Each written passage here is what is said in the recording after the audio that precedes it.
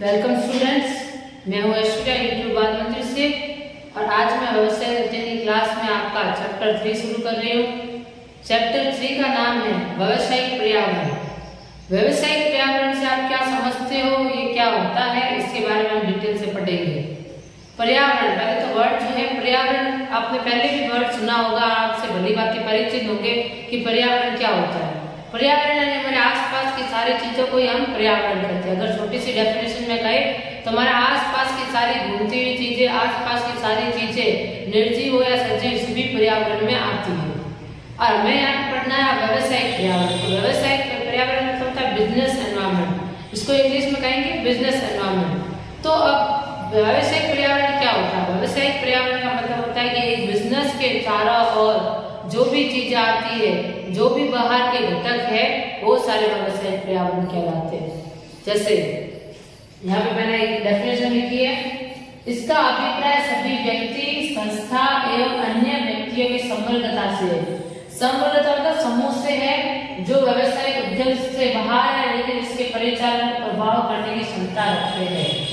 यानी वो सारे व्यक्ति, वो सारी संस्था या अन्य शक्तियां, जितनी भी अन्य शक्तियां हैं वो बाहर की, यानी एक बिजनेस के अंदर की नहीं। बिजनेस के अंदर तो कर्मचारी आते हैं, मालिक आता है, प्रबंधक आते हैं, ये नहीं। सारे प्रबंध जो बिजनेस के बाहर की सारी चीजें, जैसे कस्टमर हो गए, नेता हो गए, सरकार हो गई, ये सारी चीजें जो बाहर की आती है, इन सारी चीजों के बारे में बात की गई है। तो ये जो सारी चीजें हैं, व्यक्ति है या जैसे व्यक्ति है या संस्था है या अन्य कोई शक्तियां हैं, इनका समूह, ये सब बाहर के होंगे लेकिन कहीं ना कहीं यह बिजनेस को प्रभावित करेंगे, यानी बिजनेस के ऑपरेशंस को या बिजनेस के परिचालन को या बिजनेस चलाने में प्रभावित करेंगे।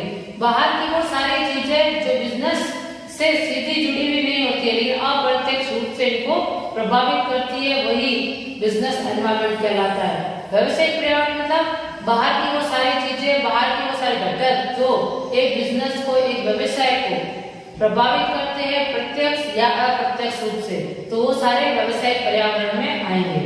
अब देखिए, जैसे जो राजनीतिक है, राजनेता होते हैं, जैसे बार बार पार्टीज बदलती है, राजनीति में हर बार अनिश्चितता रहती है। कभी कौन सी पार्टी आगे आती है, कभी कौन सी पार्टी आगे आती है, कभी कौन सी जीतती है, ये कोई फिक्स नहीं रहता है। तो इसका प्रभाव भी सीधा सीधा बिजनेस पे पड़ता है। जैसे मैं आपको एग्जाम्पल लेके समझाती हूँ। एक स्कूली चेन, जैसे स्कूल की ड्रेस है, एक सरकार के टाइम दूसरी स्कूल की सरकारी स्कूल की ड्रेस थी। अब आप राजस्थान में देखोगे कि सरकार चेंज होने की वजह से स्कूल की ड्रेस फिर से चेंज हो गई। अब पहले कुछ और थी, अब कुछ और चल रही है। मे भी आगे की जब सरकार बदलेगी तो और स्कूल की ड्रेस चेंज हो सकती है। तो इसका प्रभाव एक व्यवसाय पर कितना पड़ता है? उन व्यवसाय करने वाले लोगों पर जिन्होंने पहले से बहुत सारा स्कूल ड्रेसों का स्टॉक कर रखा है, मिल वालों को जिन्होंने बहुत सारा पहले से कपड़ा बना रखा है, उन लोगों का कितना नुकसान हो जाता है या उन पर कितना फर्क पड़ता है जब एक डिसीजन की वजह से पूरा का पूरा स्कूल का यूनिफॉर्म चेंज हो जाता है। तो वो बच्चे जो यूनिफॉर्म चेंज होने की वजह से जो पहले से तैयार वाले वो तो खरीदेंगे नहीं, वो तो नई स्कूल की ड्रेस ही खरीदेंगे। तो जो पुराने माल तैयार किया हुआ वो सारा वेस्ट हो जाता है। तो इस तरह से ये छोटा एग्जाम्पल था कि किसी एक छोटे से डिसीजन पर भी व्यवसाय पर कितना ज्यादा प्रभाव पड़ता है। तो इस तरह से जो बाहर की सारी चीजें हैं, उन सब का प्रभाव कहीं ना कहीं एक बिजनेस पर पड़ता है। तो बिजनेस को हमेशा ही, व्यवसाय में हमेशा ही व्यवसाय के मालिक को या व्यवसाय के प्रबंधकों को हमेशा ही बाहर के वातावरण की स्टडी करनी चाहिए। यानी बाहर के वातावरण को देखना चाहिए कि बाहर में क्या चल रहा है, क्या चेंजेस आने वाले हैं, किस तरह से माहौल बदल रहा है, इन सब की स्टडी करते रहना चाहिए ताकि वो आज की दुनिया के साथ कदम से कदम मिलाकर चल सके। अगर वो बिजनेस एनवायरनमेंट या व्यवसायिक पर्यावरण की समय से समय स्टडी नहीं करेगा या ध्यान नहीं रखेगा तो उसका व्यवसाय लॉस में भी जा सकता है। तो ये डेफिनेशन मैंने आपको समझाई, जिसमें लिखा हुआ था कि बहुत सारे व्यक्ति, संस्था और अन्य शक्तियां समृद्धता से है, जो व्यवसायिक उद्यम से बाहर है, जो व्यवसायिक उद्यम से बाहर है, यानी व्यवसायिक उद्यम के अंदर नहीं है लेकिन इसके परिचालन, व्यवसाय के परिचालन को प्रभावित करने की क्षमता रखते हैं। अब कैसे क्षमता रखते हैं वो तो मैंने अभी एग्जाम्पल देकर आपको बता दिया। जैसे दूसरा एग्जाम्पल है जैसे टैक्स रेट, जैसे ही टैक्स रेट बदलती है तो इसका सीधा सीधा प्रभाव एक व्यवसाय में पड़ता है, क्योंकि टैक्स भरने वाले भी व्यवसाय वाले लोग होते हैं, तो सीधा प्रभाव इस पर पड़ता है। और अगर जैसे बात की टेक्नोलॉजी चेंज हो रही है, तकनीक चेंज हो रही है, कोई नई टेक्नोलॉजी आती है, तो उस टेक्नोलॉजी का भी प्रभाव व्यवसाय पर पड़ता है। जो लोग पुरानी टेक्नोलॉजी से माल बना रहे हैं, सबसे ज्यादा उन पर प्रभाव पड़ता है, क्योंकि उन्हें अपनी टेक्नोलॉजी चेंज करनी पड़ेगी और पुरानी चीज तरीके से बना रहे हैं तो कस्टमर उन चीजों को शायद खरीदना पसंद ना करे, कि कस्टमर हमेशा ही नई चीजों को ही नई चीजों को खरीदना ज्यादा पसंद करते हैं, नई तकनीक वाली चीजों को ज्यादा खरीदना पसंद करते हैं। तो कस्टमर के प्रेफरेंस पर भी, कस्टमर की चॉइस अगर बदले, कस्टमर की पसंद बदलती है, तभी व्यवसाय को काफी प्रभावित होना पड़ता है। तो ये बाहर के सारे घटक है जिससे व्यवसाय को कहीं ना कहीं प्रभावित होना पड़ता है, इसलिए एक व्यवसाय को इन सारे पर्यावरण की स्टडी करनी चाहिए।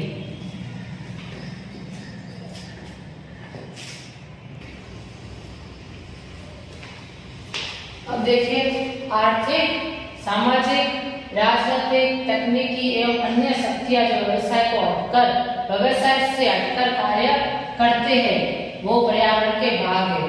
अब यहाँ पे देखिए आर्थिक, सामाजिक, राजनीतिक, ये और तकनीक, ये सब जो है व्यवसाय से अलग काम करते हैं, व्यवसाय से जुड़ा हुआ काम नहीं करते, लेकिन इनका काम व्यवसाय को प्रभावित करता है।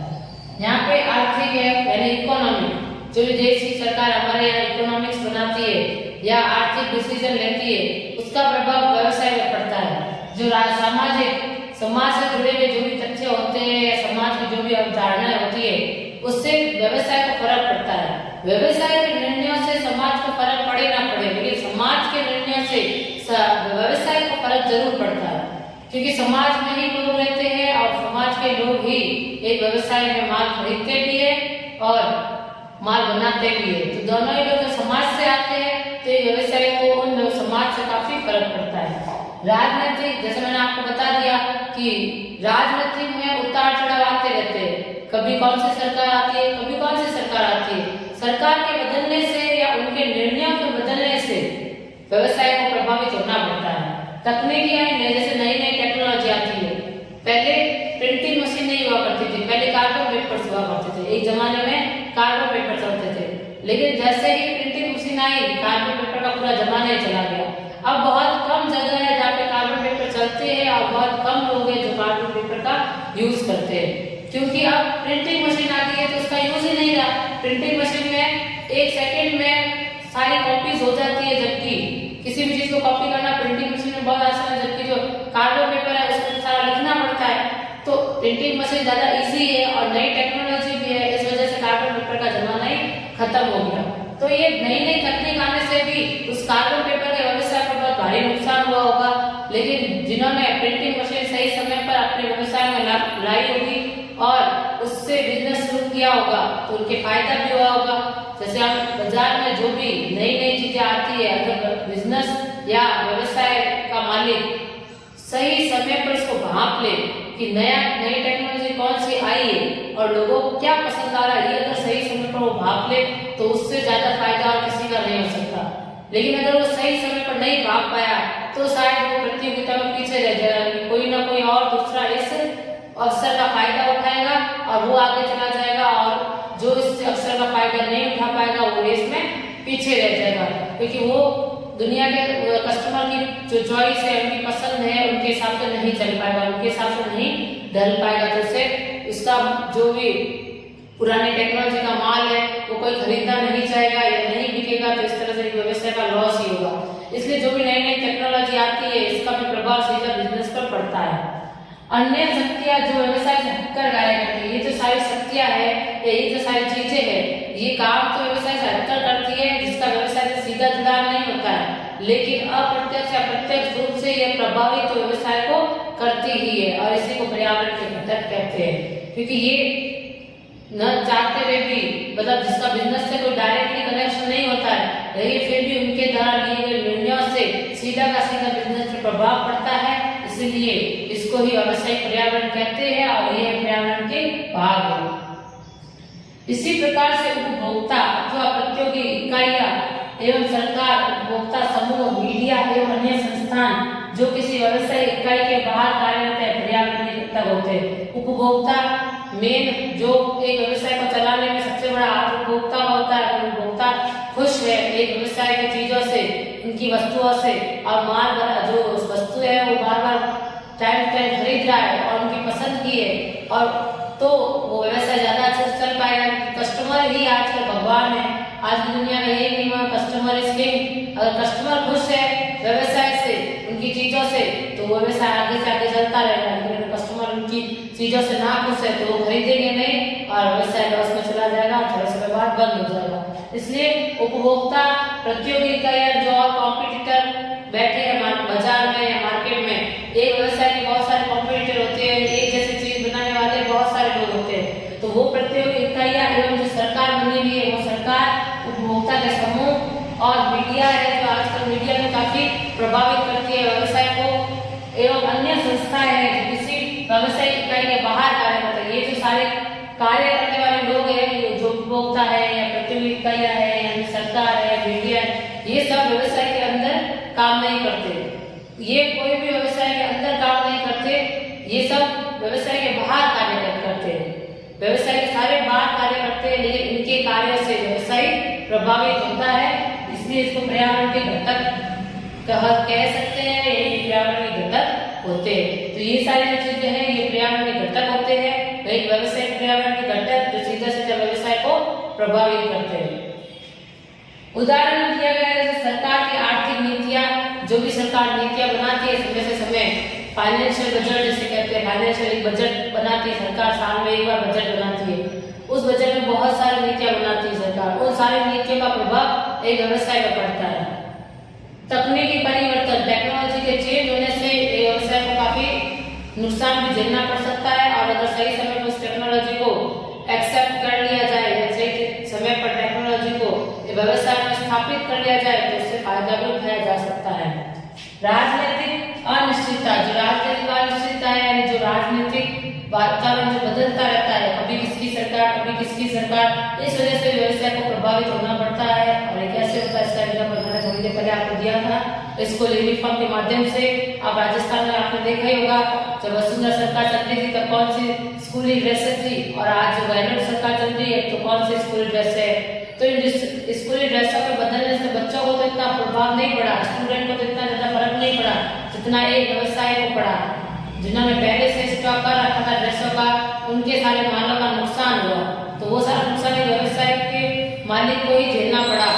उनको इतना सारा नुकसान हुआ। हो सकता है अगर ड्रेसें नहीं बदलती तो वो फायदा होता उनका, उससे भी डबल फायदा होता, लेकिन ड्रेसें बदलने से उनका स्टॉक पड़ा रहा, बिका ही नहीं, और इसकी वजह से उनका नुकसान हुआ। तो इस तरह से राजनीतिक अनिश्चितता का भी प्रभाव पड़ता है।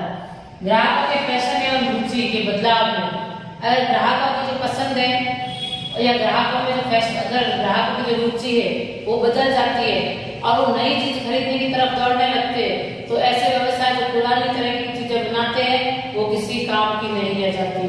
फैशन बदलने से पुराने फैशन का माल हमेशा माल का नुकसान होता है। तो आप भी देखते होंगे, आप भी कस्टमर हो, जैसे किसी नई चीज की फैशन आती है या कपड़ा में हो गया, कपड़ा हो या फोन, कोई भी नए लेटेस्ट मॉडल फोन में देख लीजिए, कोई लेटेस्ट मॉडल आता है तो आप उस मॉडल को खरीदना चाहते हैं। पुराने तरीके के फोन आप नहीं खरीदना चाहते, तो जो ऑलरेडी माल बन चुका है पुराने फोन का, उसका नुकसान होता है कंपनी को, क्योंकि वो बिकते ही नहीं है। तो इसलिए फैशन के बदलने से या ग्राहक की रुचि बदलने से भी कहीं ना कहीं व्यवसाय को काफी प्रभावित होना पड़ता है, व्यवसाय को काफी प्रभावित होना पड़ेगा।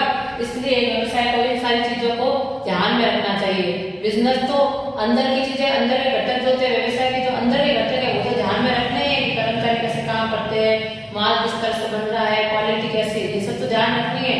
लेकिन साथ साथ बाहर के वातावरण में क्या क्या बदलाव हो रहे हैं यह भी देखना जरूरी है, क्योंकि बाहर के वातावरण से जो है व्यवसाय को इतना प्रभावित करते हैं कि हो सकता है व्यवसाय एक दिन बंद करना पड़े, या फिर अगर हम सही समय पर उसकी स्टडी कर लेंगे तो हमें काफी फायदा भी पहुंचा देंगे। अब मैंने एग्जांपल देके दिखा थी, जैसे अभी कोरोना के चलते हुए मास्क बनना शुरू हो गए, जो कपड़ा व्यापारी थे उनके कपड़े बिकना एकदम कोरोना काल में बंद हो गए, लेकिन मास्क बिक रहे थे। तो उन्होंने अपने आप को बदला, उन्होंने सोचा कि ड्रेसें ना बनाकर हम सिर्फ मास्क बनाए तो भी हम प्रॉफिट कमा सकते हैं। तो उन्होंने अपने कपड़े का मास्क बनाना शुरू कर दिया। और उन्होंने इस चीज में भी काफी प्रॉफिट कमा लिया। यानी सही समय पर उन्होंने सही दिमाग लगाया कि कपड़ा नहीं बिक रहा है, ड्रेसें नहीं बिक रहे, कोरोना काल में लोग ड्रेसें नहीं खरीद रहे लेकिन मास्क तो खरीद रहे, हमारे पास कपड़ा है तो हम उससे मास्क तो बना सकते हैं। तो इस तरह से उन्होंने मास्क बनाने का सोचा और बहुत सारे मास्क बनाए और बहुत सारे लोगों ने तो डिजाइनर मास्क भी बनाए। शादी ब्याह में आपने देखा होगा लोग जो है डिजाइनर मास्क बना के लाते हैं, पहन के आते हैं। वो डिजाइनर मास्क की जो कीमत है 100 से 150 रुपए की होती है, जबकि जो मास्क में जितना कपड़ा यूज होता है पहले टेलर उसको फेंक देते थे। एक ड्रेस बना के जितना कपड़ा मास्क बनाने में यूज होता उतना कपड़ा तो फेंक देते थे, जो किसी काम का नहीं होता था। लेकिन आज उसी टुकड़े का वो मास्क बना के 150 रुपए में बेचते हैं। तो ये मार्केटिंग जो ये चीज है, ये व्यवसाय करने ये जो इन्होंने फायदा उठाया है आसपास के माहौल को देखते हुए, इससे इन्होंने काफी प्रॉफिट कमाया। आज मास्क की रेट जो है बहुत ज्यादा है। डिजाइनर मास्क के रेट आपने सुना होगा 100 से 150 तक है। वर्क वाले मास्क आते हैं, अलग अलग तरह के मास्क आते हैं, 100 रुपए के मास्क आता है, लोग खरीदते भी है। तो ये जो सारे मास्क बनाने की जिन्होंने सोचा कि हम अलग अलग तरह के मास्क बना के बेचेंगे ताकि हमारा भी बिजनेस का फायदा हो। जो कोरोना काल की स्थिति में जो बिजनेस का लॉस हुआ है, जिन जिन कपड़ा व्यापारी के बिजनेस का लॉस हुआ है, वो सारे मास्क बना कर उन्होंने काफी हद तक कवर करने की कोशिश की है। तो समय को देखते हुए, वातावरण को देखते हुए अगर व्यवसाय अपने आप को बदल ले या उसके हिसाब से ढल जाए तो वो काफी प्रॉफिट कमा सकता है। लेकिन अगर वो वातावरण को देखते हुए ना बदले या वातावरण के अवसरों का फायदा नहीं उठा पाता तो वो व्यवसाय लॉस में चला जाता है और एक समय बाद बंद भी हो सकता है।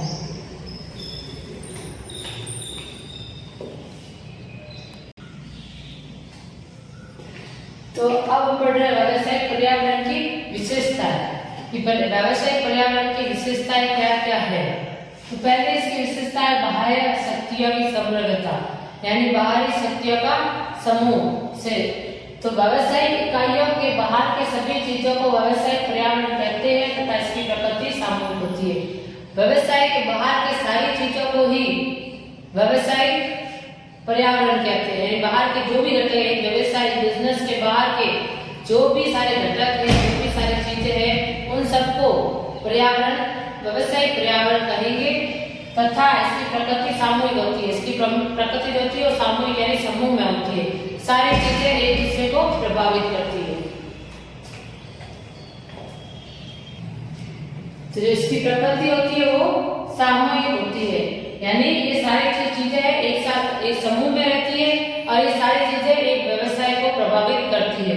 इसीलिए बाहर शक्तियों की समूहता इसे कहा गया है। बाहर की शक्तियां, बिजनेस के अंदर की शक्तियां होती है कर्मचारी, प्रबंधक, ये सारी जो बिजनेस के अंदर की शक्तियां होती है। और बाहर की सारी शक्तियां होती है कस्टमर, सरकार यानी ग्राहक, सरकार क्या कहते हैं ग्राहक है, और दूसरे राजनीतिक और टेक्नोलॉजी, जैसे तकनीक चेंज होने की वजह से तकनीक भी है, अवसर भी है और एक नुकसान भी है। अगर सही समय पर तकनीक का फायदा उठा ले तो वो हमारे लिए अवसर बन जाती है, और सही समय पर हम तकनीक का उपयोग ना करें तो हमारे नुकसान बन जाती है। तो ये सारी जो बाहर की चीजें हैं यह एक सब पर्यावरण के अंदर आती है और इन्हीं सारी चीजों को व्यावसायिक पर्यावरण कहते हैं। विशिष्ट एवं साधारण शक्तियां, एक व्यावसायिक पर्यावरण में विशिष्ट शक्तियां भी है और साधारण शक्तियां भी है। यानी यहाँ शक्तियां मतलब कोई पावर्स नहीं है, शक्तियां का मतलब वो सारी चीजें ही है जो पर्यावरण के अंदर आती है, जो हम पहले से डिस्कस कर चुके हैं।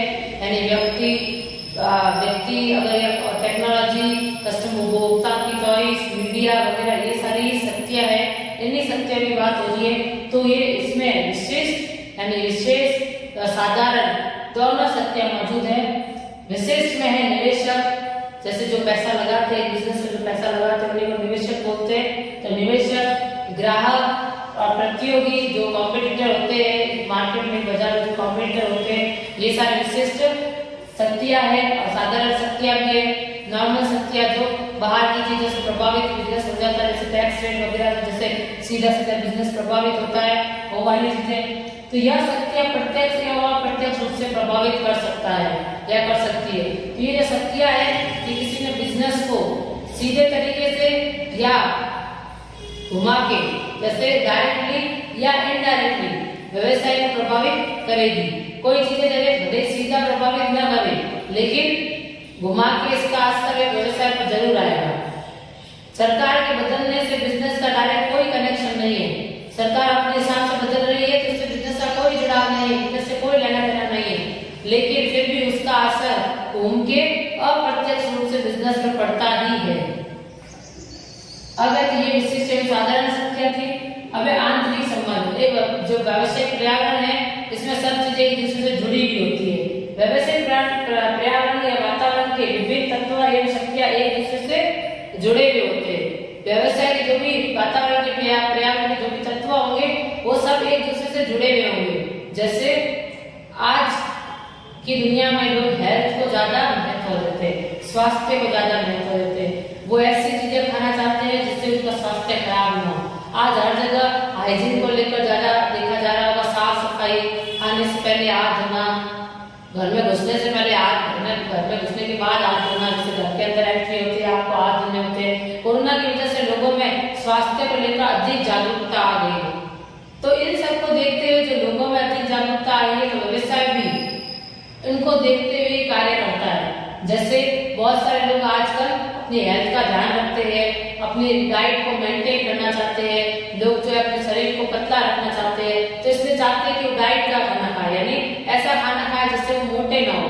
तो आजकल मार्केट में तेल भी ऐसा आता है डाइट वाला तेल जिसमें कम फैट होता है, लो फैट ऑयल, आपने सुना होगा ऐसी तेल लिखा होता है लो फैट ऑयल, यानी ऐसा तेल जिससे मोटे नहीं होंगे। या ऐसे बिस्किट आते हैं जो शुगर फ्री बिस्किट आते हैं, लोगों को डायबिटीज की प्रॉब्लम होती है तो व्यवसाय उनको उनसे जुड़े हुए नो शुगर वाले बिस्किट बनाते हैं, यानी डायबिटीज के पेशेंट के लिए ऐसे बिस्किट खाए जा सके इसलिए लेस शुगर वाले बिस्किट आते हैं, या लो फैट बिस्किट आते हैं जिससे खाने के बाद कोई इंसान मोटा ना हो। तो इस तरह से और ऐसी चीजें बनाते हैं जिससे स्वास्थ्य खराब ना हो, अच्छे जो दिल के लिए, जो हार्ट के लिए स्वस्थ रहे, ऐसी चीजें बनाते हैं। क्योंकि लोग भी जागरूक हो रहे तो व्यवसाय भी उनको देखते हुए उनकी पसंद की चीजें बनाने की कोशिश कर रहा है। इसलिए व्यवसाय के जो ये एक दूसरे से सारे तत्व एक दूसरे से जुड़े हुए होते हैं। जैसा कस्टमर सोचता है या जैसा बाहर के वातावरण बदलता है वैसे वैसे ये जो व्यवसाय है वो भी बदलता रहता है और उनके हिसाब से ढलता रहता है। और इसी से ढलने से ही उसी को फायदा होगा। अगर वो बाहर के वातावरण के हिसाब से नहीं ढलेगा तो और बाहर के जो अवसर चल रहे, अवसर आ रहे, यानी जो बाहर के वातावरण में जो हमें अवसर उपलब्ध है, अगर उन अवसरों का सही समय पर फायदा नहीं उठाएगा तो उसके लिए नुकसानदायक हो सकता है। तो ये आंतरिक संबंध का मतलब यही है कि व्यवसाय के सारे तत्व है, व्यवसाय पर्यावरण के सारे तत्व एक दूसरे से जुड़े हुए होते हैं। अगर बाहर कोरोना चल रहा है, अगर लोग स्वास्थ्य को लेकर जागरूक हो रहे हैं तो एक व्यवसाय भी उनसे उनको देखकर ऐसी ही चीजें बनाता है जो उनके स्वास्थ्य को नुकसान न पहुंचाए और उनके स्वास्थ्य को सही बना के रख सके। तो ये इसकी विशेषता है जिसमें मैंने समझा बाहरी शक्तियों का समूह होता है पर्यावरण में। विशिष्ट एवं साधारण शक्तियां दोनों एक व्यावसायिक पर्यावरण में मौजूद है और व्यावसायिक पर्यावरण के सारे तत्व एक दूसरे से जुड़े हुए हैं।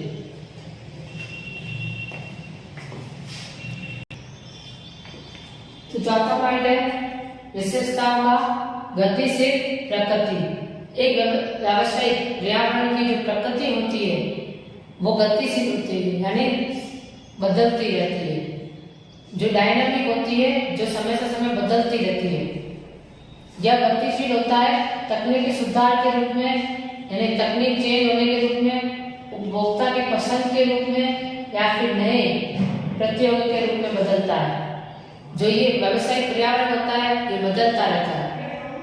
इसमें या तो नई नई टेक्नोलॉजी आती है, या उपभोक्ताओं की पसंद बदलती है, या फिर नए नए प्रतियोगी आते हैं। तो नए नए लोगों के आने की वजह से पर्यावरण जो है व्यावसायिक पर्यावरण बदलता रहता है। तो ये थोड़ा गतिशील प्रकृति का होता है, यानी डायनामिक नेचर का होता है जो लगातार बदलता रहता है। अब है अनिश्चितता। यह अनिश्चित होता है, जो व्यावसायिक पर्यावरण है वो बिल्कुल अनिश्चित होता है कि भविष्य में क्या होने वाला है या पर्यावरण भविष्य में किस तरह से बदलने वाला है, इसका अंदाजा लगाना बहुत मुश्किल है। क्योंकि भविष्य की घटना का पूर्वानुमान नहीं लगाया जा सकता तब जब पर्यावरण तेजी से बदल रहा हो। जब पर्यावरण बहुत तेजी से बदल रहा है, नई नई चीजें आ रही है, पुरानी चीजें जा रही है और पर्यावरण बहुत तेजी से बदल रहा है, तो उस समय भविष्य में क्या होने वाला है इसका पूर्वानुमान नहीं नहीं लगाया जा सकता। इसलिए ये पर्यावरण जो व्यावसायिक पर्यावरण होता है बहुत अनिश्चित होता है, जिसका अनुमान लगाना बहुत मुश्किल है। यानी भविष्य में क्या पर्यावरण किस तरह से बदलने वाला है या पर्यावरण में कौन से बदलाव आने वाले हैं, इसका अनुमान लगाना बहुत मुश्किल होता है। तो इसलिए हमें पर्यावरण को देखते हुए डिटेल स्टडी करनी पड़ती है, गहराई से इसको देखना पड़ता है। जटिलता, पर्यावरण एक जटिल तथ्य है, यानी बहुत मुश्किल तथ्य है, जिसको अलग अलग हिस्सों में समझना सरल है लेकिन समूह में नहीं। जो पर्यावरण है व्यावसायिक पर्यावरण, ये बहुत मुश्किल है, यानी जटिल है, बहुत कठिन है। इसको पढ़ना, इसको समझना और देखते हुए उस पर्यावरण को देखते हुए निर्णय लेना और भी ज्यादा मुश्किल है। हम एक एक चीज को तो समझ सकते हैं लेकिन पूरे समूह को एक साथ नहीं समझ सकते। पर्यावरण में हम कस्टमर को समझ लेंगे, कस्टमर को समझना यानी कस्टमर पर हम ध्यान देंगे और उसको समझ लेंगे, लेकिन फिर सरकारी नीतियां बदल सकती है, फिर टेक्नोलॉजी बदल सकती है, तो एक साथ पूरे पर्यावरण को समझना बहुत ज्यादा मुश्किल है। यानी हम सरकार को भी देखें, हम उपभोक्ताओं को भी देखें, बदलती टेक्नोलॉजी को देखें, फैशन को देखें, प्रतियोगिता को भी देखें, इन सबको देखते हुए अपने बिजनेस को आगे बढ़ाए, अपने बिजनेस में बदलाव करते हुए निर्णय ले, तो ये सारा काम जो है बहुत ज्यादा मुश्किल है। इतने सारी चीजों को एक साथ देखना, समूह को एक साथ देखना, समूह को एक साथ हैंडल करना बहुत ज्यादा मुश्किल होता है, क्योंकि एक चीज को तो हम हैंडल कर सकते हैं लेकिन सारे समूह को हैंडल करना मुश्किल है। इसलिए व्यावसायिक पर्यावरण जटिल प्रक्रिया जटिल है। तुलनात्मकता, यह एक तुलनात्मक अवधारणा है, यानी जिसकी हम तुलना कर सकते हैं। ऐसे व्यावसायिक पर्यावरण जो है जगह से जगह अलग अलग होता है। हमारे देश में अलग है, उस तरह से विदेश में दूसरा होगा। हमारे देश में जैसे व्यावसायिक पर्यावरण अलग है, हमारे यहाँ के लोग, जैसे एग्जाम्पल देके दिखाती हूँ कि यहाँ हमारे यहाँ की जो लेडीज है वो साड़ी पहनना ज्यादा पसंद करती है, तो हमारे यहाँ साड़ी का प्रोडक्शन ज्यादा होता है, हर जगह साड़ियाँ पहनी जाती है, भले साउथ हो या राजस्थान हो या कहीं और जगह, जो लेडीज है वो साड़ी ज्यादा पहनती है, इसलिए साड़ी का प्रोडक्शन ज्यादा होता है। जबकि सेम विदेशों में साड़ी का प्रोडक्शन होता ही नहीं है, वहाँ पे बहुत कम लोग हैं जो साड़ियाँ पहनते हैं, इसलिए उनका प्रोडक्शन वहाँ पे साड़ियाँ बनाई ही नहीं जाती, वहाँ पे दूसरी चीजें बनाई जाती है। तो ये जो पर्यावरण है हर जगह बदलता हुआ है, हर देश का पर्यावरण जो है अलग अलग होता है, तुलनात्मक होता है। तुलनात्मक अवधारणा या भिन्न देशों में एवं भिन्न क्षेत्रों में अलग अलग होता है। जो ये भिन्न देशों में एवं भिन्न क्षेत्रों में जो पर्यावरण होगा वो अलग अलग होगा। यानी जो हमारे देश में जो फैशन चल रहा है, तो जरूर नहीं कि विदेश में भी सेम फैशन चल रहा हो। हमारे देश ने इस टेक्नोलॉजी को अपनाया हुआ है, जरूर नहीं वो टेक्नोलॉजी जो है विदेश में भी चल रही है, उन्होंने भी अपनाई हो, या जो विदेश में टेक्नोलॉजी चल रही है वो अभी इंडिया वालों ने हो सकता नहीं अपनाई हो। तो इस तरह से दोनों का जो वातावरण होता है देशों से देशों, क्षेत्र से क्षेत्र अलग अलग होता है। तो ये वातावरण जो है तुलनात्मक होता है। तो ये सारी विशेषताओं के मैंने जो पॉइंट्स है अभी आपको एक एक करके बता दिए, 3 पहले समझाए थे। सारा की गतिशील प्रकृति होती है, यानी इसमें ज्यादा से ज्यादा बदलाव होते रहते हैं, पर्यावरण जो है बदलता रहता है, कब फैशन चेंज हो जाए, कब टेक्नोलॉजी चेंज हो जाए, इसका कोई आइडिया नहीं है। तो ये बहुत गतिशील बदलाव एक होता है, मतलब अगर समय से समय ये बहुत फास्ट महीने में बदल जाता है और एक अगले दिन भी बदल सकता है। तो ये वातावरण जो है बहुत ही गतिशील होता है। इसलिए इसमें कहा गया है कि व्यावसायिक पर्यावरण को लगातार स्टडी करते रहना चाहिए, लगातार इसको एक व्यवसाय को देखते रहना चाहिए।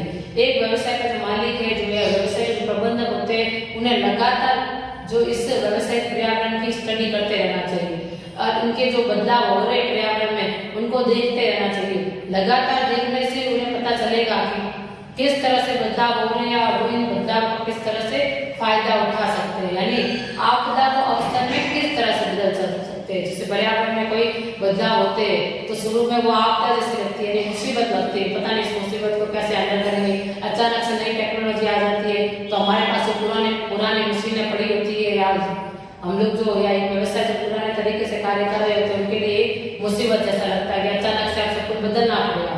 लेकिन अगर वो उसको मुसीबत नहीं अवसर समझे और खुद को बदलने के लिए राजी हो जाए तो वो इनका फायदा अधिक उठा सकते हैं।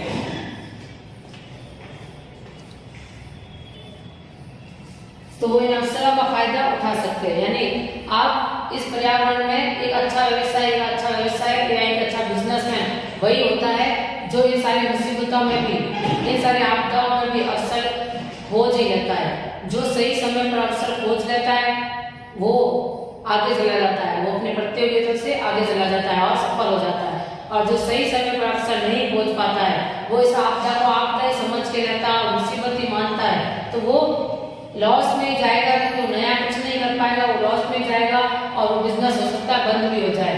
तो आपदा को अवसर में बदलने से ही एक बिजनेस सफलता की ओर जा सकता है। इसीलिए एक जो बिजनेसमैन है वो लगातार व्यावसायिक पर्यावरण की स्टडी करता रहता है, देखता रहता है, परखता रहता है, ताकि अगर बदलाव आने से एक व्यवसाय पर क्या प्रभाव पड़ेगा और बदलाव को कैसे हैंडल करना है, इसके लिए वो पहले से तैयार होकर रहता है। इसलिए व्यवसाय पर्यावरण को लगातार परखना या उसको स्टडी करना बहुत जरूरी होता है। अब ये सारे व्यवसाय पर्यावरण की जो पॉइंट्स है, ये अनिश्चित होता है, इसके बदलाव और इसका भविष्य का पूर्वानुमान लगाना बहुत कठिन होता है, ये जटिल होता है, इसकी स्टडी करना इतना भी आसान नहीं है। हम एक चीज, एक समूह के एक हिस्से को तो पढ़ सकते हैं, लेकिन पूरा समूह पढ़ना मुश्किल है। और तुलनात्मक होता है कि ये क्षेत्र से क्षेत्र और देश से देश में अलग अलग होता है। तो ये सारी इसकी विशेषता है और ये नया चैप्टर मैंने आज शुरू किया है, तो आप इसको अच्छे से पढ़ना और सारे नोट्स